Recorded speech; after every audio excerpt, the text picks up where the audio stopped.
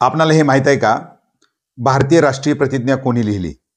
त्याच्यानुसार पहिली पदे आपण दाखल झाल्यापासून ते शेवटपर्यंत भारत माझा देश आहे, सर्व भारतीय माझे बांधव आहेत, ही जी प्रतिज्ञा म्हणतो, तर हे कोणी लिहिली?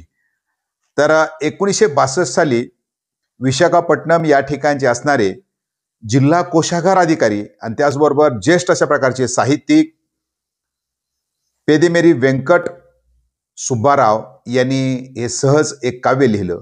ते आंध्र प्रदेशमध्ये म्हटलं जाऊ लागलं आणि हे काव्य जसं भारतीय एकता याच्यामध्ये दिसते असं दिसल्यानंतर हे केंद्रीय पातळीवर याच्यावर चर्चा झाली आणि त्यानंतर 26 जानेवारी 1965 पासून प्रत्येक भाषामध्ये ही सकाळची प्रार्थना म्हटली जाते. तर ही प्रार्थना जी आहे भारतीय राष्ट्रीय प्रार्थना ही आंध्र प्रदेशमधले साहित्यिक आणि एक अधिकारी पेदेमेरी व्यंकट सुब्बाराव यांनी लिहिलेली आहे.